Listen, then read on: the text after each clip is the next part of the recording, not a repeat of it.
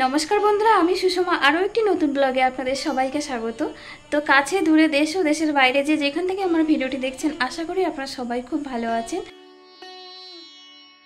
তো বন্ধুরা, আজ মঙ্গলবার, আর মঙ্গলবার মানেই আপনারা জানেন যে আমাদের বাড়িতে বজরংবলীর পুজো হয়। আর এই মঙ্গলবারে শুধু বজরংবলীর পুজো না, তার সাথে সাথে মা বিপত্তারিণীর পুজোও আছে।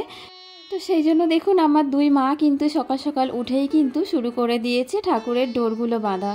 তো মা হচ্ছে ঘাসগুলো রেডি করে দিচ্ছে, আর আমার আরেক মা তো সে হচ্ছে দেখুন এই যে পুরো ডোরগুলো সব রেডি করে নিচ্ছে। এদিকে ঠাকুর মশাই আসার সময় হয়ে গেছে। তো আমাদের যে পারিবারিক মন্দির আছে, আমাদের ফ্যামিলি সবাই মিলে একটা মন্দির আছে, তো সবাই সেখানে আর কি গিয়ে পুজো দেয়। তো সেখানে কিন্তু আমাদের ঠাকুর মশাইও আছে। তো দুর্গা পুজো, কালী পুজো, বাসন্তী পুজো বাদ দিয়ে যেমন বিপত্তারিণী পুজো, তারপরে আমাদের মা শীতলা পুজো, তারপরে বড় ঠাকুরের পুজো, সব রকমের পুজো কিন্তু বাস্তু পুজো থেকে মোটামুটি সব রকম পুজো কিন্তু আমাদের মন্দিরেই হয়। তো সেই জন্য ঠাকুর মশাই আসার সময় হয়ে গেছে, ওখানেই কিন্তু বিপত্তারিণীর পুজো হবে। তো ওই পুজোয় শুধুমাত্র মা, কাকিমা, জেঠিমারাই কিন্তু থাকবে। তো সেই জন্য দেখুন, আমি কিন্তু মঙ্গলবারে রান্নাবান্নার দিকে যাই না, ঘুম থেকে উঠে স্নান করে নিয়ে পুজোর দিকে আসি। তো আজকে মা যেহেতু উপোস আছে, মা মন্দিরে যাবে, মানে আমাদের যে মন্দির আছে ওখানে যাবে, সেই জন্য মা পুজোর ডোর রেডি করছে। তো সেই জন্য আমি কিন্তু উঠে রান্না বসিয়ে দিয়েছি। তো সকাল থেকে সবাই সবার কাজ করছে, তো আমি এখন ভাবলাম যে একটু নিরামিষ আলুর দম টাইপের করে নিই। তো সেই জন্য আমি এই যে আলুর দমের ফোড়ন দিচ্ছি। আর এখানে দেখুন মা ছিল, মাকে বললাম একটু শুকনো লঙ্কা, আদা, জিরে একটু বেটে দাও। তো সেই জন্য শুকনো লঙ্কা, আদা, জিরে একসাথে বেটে দিয়েছে। আর একটু টমেটো ছিল, একটাই টমেটো ছিল, তো সেটা দিয়ে আলুর দম করছি। আর আলুগুলো দেখে তো বুঝতে পারছেন এগুলো কিন্তু ঘরের দেশি আলু, মা কিন্তু আসার সময় এনেছিল। তো সেই আলুগুলো মানে গোটা গোটাই আছে, গোটা গোটা আলুগুলো দিয়ে আমি আলুর দম করছি। আর মা তো এই তরকারিটা খাবে না, আর মা কিন্তু আজকে চলে যাবে মামার বাড়িতে।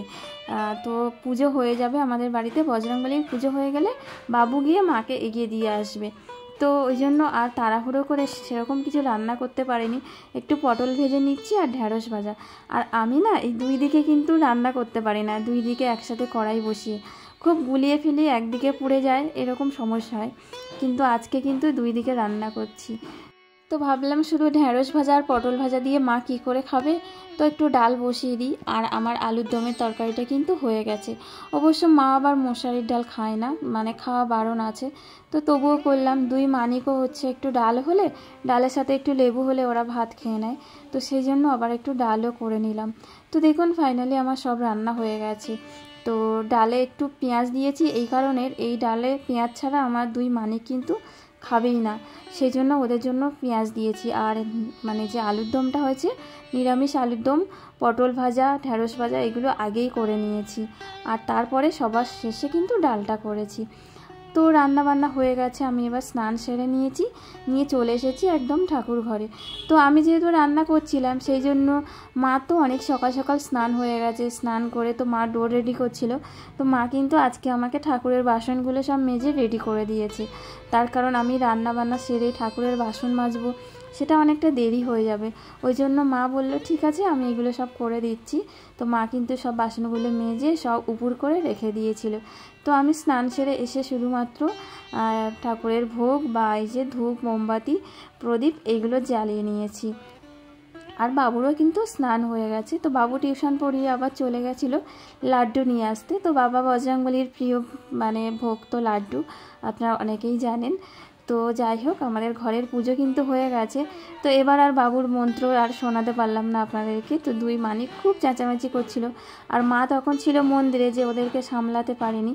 আর এই যে দেখুন আমার দিদি এসেছে, মানে ননদ এসেছে, আর মা মন্দির থেকে ছুটে এসেছে আমাদের পঞ্চপ্রদীপের তাপ দেওয়ার জন্য। তো এই যে দেখুন মা চলে এসছে ওখান থেকে। তো তারপরে কিন্তু মার পুজো দেওয়া হয়ে গেছে। তো মা পুজো দিয়ে বাড়ি চলে এসছে।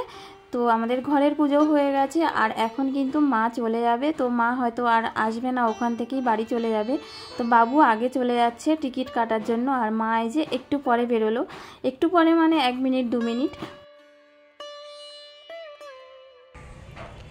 তো বন্ধুরা, মা চলে গেল। আর আজকে এমন একটা দিন, মানে আজকে মঙ্গলবার, আমাদের বজরংবলীর পুজো, তারপরে বিপত্তারিণী পুজো। মা ওদিকে বিপত্তারিণী পুজোর জন্য আমাদের মন্দিরে চলে যাবে। তো সেদিকে একটা তাড়া, এদিকে রান্না বান্না, এদিকে মাকে দিয়ে আসবে সোনারপুরে, মায়ের ডাক্তার কালকে। আবার এদিকে দিদি কাল রাত থেকে অসুস্থ হয়ে পড়েছে, তো দিদি এসছে, দিদিরও ব্লাড টেস্ট। তো সব কিছু মিলিয়ে এখন দিদির ফাস্টিংটা হয়েছে, তারপর এখন মানে খেয়েছে 2 ঘন্টা পরে আবার ব্লাড টেস্ট। আর এখন বাবু যাচ্ছে মাকে নিয়ে মানে সোনারপুরে মামার বাড়ি দিয়ে আসতে যাচ্ছে, তো দাদুর কাছে যাচ্ছে মা এখন। তো বন্ধুরা মাকে একটু রাস্তায় এগিয়ে দিয়ে এলাম, তারপরে ঘরে চলে এসেছি আর বিছানাটাও একটু ঠিক করে নিলাম। আর এই যে দেখুন মা কিন্তু পৌঁছে গেছে, তো অনেক দিন হলো, প্রায় 1 বছর হয়ে গেছে দাদুকে দেখি না। তো বাবুকে বলেছিলাম ওখান থেকে একটু ভিডিও করে পাঠাও না, যে দাদু কি করছে একটু দেখি। তো এই যে দেখুন মা কিন্তু চলে গেছে তার বাপের বাড়িতে। আর এই যে দেখুন দাদু বসে আছে, দাদু কত খুশি মেয়েকে পেয়ে। তো যাই হোক বন্ধুরা, একটু বিছানার চাদর তো মানে 5 মিনিট অন্তর অন্তর সব কিছু উল্টে পাল্টে দেয় 2 মানিক, তো সেগুলো আবার ঠিক করে নিয়েছি।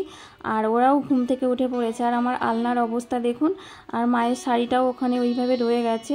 মা তাড়াহুড়ো করে বেরিয়ে গেছে, আমি বলেছিলাম তুমি যাও, আমি সব পরে গুছিয়ে নিচ্ছি। তো আলনাটা দেখুন আবার ঠিকঠাক করে আলনাটাও গুছিয়ে নিয়েছি। আর এই যে নাইটিগুলো উপরে রাখি আর শাড়িগুলো নিচে এখানে রাখি। তো শাড়িগুলোও ঠিক করে গুছিয়ে নিয়েছি, বিছানাটাও আবার ভালো করে গুছিয়ে নিলাম। আর এখানে দেখুন আমার 2 মানিকের জামা প্যান্ট, ওগুলোও সব ঠিকঠাক করে গুছিয়ে নিয়েছি। তো বন্ধুরা এতক্ষণ ধৈর্য ধরে আমার ভিডিওটা দেখার জন্য আপনাদেরকে অনেক অনেক ভালোবাসা আমার অন্তর থেকে। তো বন্ধুরা আজকের ভিডিওতে আমি 3 জনের নাম বলবো। তো প্রথমেই যার নাম বলবো, বাংলাদেশের চট্টগ্রাম থেকে অনুপ্রিয়া কিচেন। তো অনুপ্রিয়া দিদিভাই, তো তার সাথে আমার কিন্তু কথা হয়েছে মেসেঞ্জারে, ফেসবুকে। তো ফেসবুকের মাধ্যমেই কিন্তু যোগাযোগ হয়েছে। তো দিদিভাই তো বলছে কতদিন ধরে নাকি মানে অপেক্ষা করেছিল আমার সাথে কথা বলবে। আর আমি দেখলাম অনেক দিন ধরে কিন্তু মেসেজ করে গেছে। তো যাই হোক আমার খুব ভালো লেগেছে দিদিভাইয়ের সাথে কথা বলে। আর দিদিভাই কিন্তু সবসময়ের জন্য ফুল সাপোর্ট করে। অনেক দিন ধরে মানে মানে অনেক দিন হচ্ছে দিদিভাইয়ের সাথে কিন্তু আমার মানে ইউটিউবে আমার বন্ধুত্ব। তো দিদিভাইকে আমি সেইভাবে কমেন্ট করতে পারি না। তো দিদিভাই কিন্তু এসে নিয়ম মেনে কিন্তু প্রতিদিন আমার কাছে আসে। আমি হয়তো সব দিন দিদিভাইয়ের কাছে যেতে পারি না। আর দিদিভাই কিন্তু খুব সুন্দর সুন্দর রান্না করে, তার সাথে সাথে সবাইকে ফুল সাপোর্ট করে। তো বন্ধুরা আমার প্রত্যেকটা ভিডিওতে কিন্তু দিদিভাইকে পেয়ে যাবেন। দিদিভাই কিন্তু কমেন্ট করে, নামটা আরও একবার বলছি, অনুপ্রিয়া কিচেন। তো আপনারা কিন্তু দিদিভাইয়ের সাথে বন্ধুত্ব করে নিতে পারেন, ফুল সাপোর্ট পাবেন। আর দিদিভাইয়ের ওরকম কোনো ব্যাপার নেই যে ভিডিও রিলেটেড বড় বড় কমেন্ট করতে হবে, ভালোবেসে ছোট কমেন্ট করলেই হবে। তো আমার কমেন্ট বক্সে পেয়ে যাবেন, দিদিভাইয়ের সাথে কিন্তু বন্ধুত্ব করে নেবেন। সাথে সাথে আরও 2 জনের নাম না নিলে নয়। তো বাকি সবার নাম কিন্তু আমি আস্তে আস্তে নেব, কিন্তু একটা ভিডিওতে তো নেওয়া সম্ভব না, তার কারণ ভিডিওটা আবার বড় হয়ে যাবে সেই জন্য।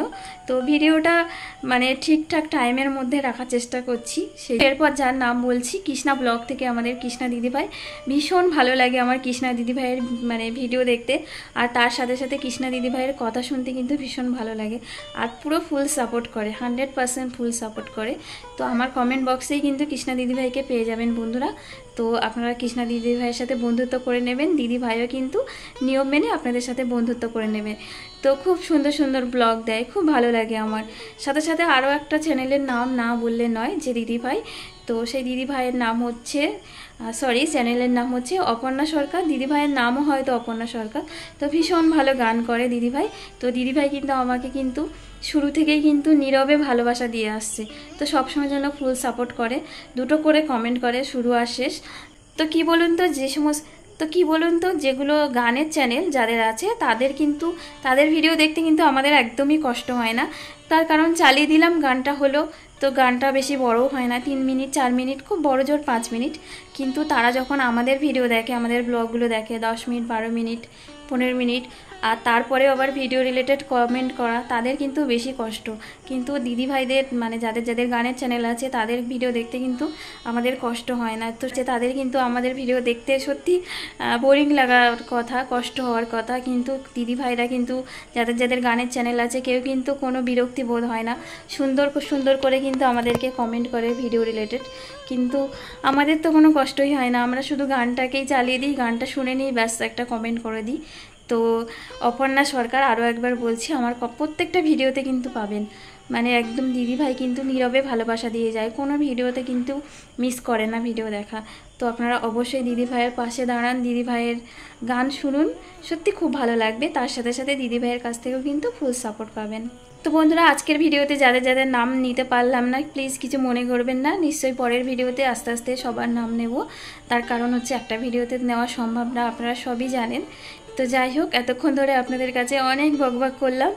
তো আজকের মতো বিদায় নিচ্ছি। সবাই খুব ভালো থাকুন, সুস্থ থাকুন। দেখা হচ্ছে আগামীকাল নতুন ব্লগ নিয়ে আসছি। তো সবাইকে আজকের মতো টাটা।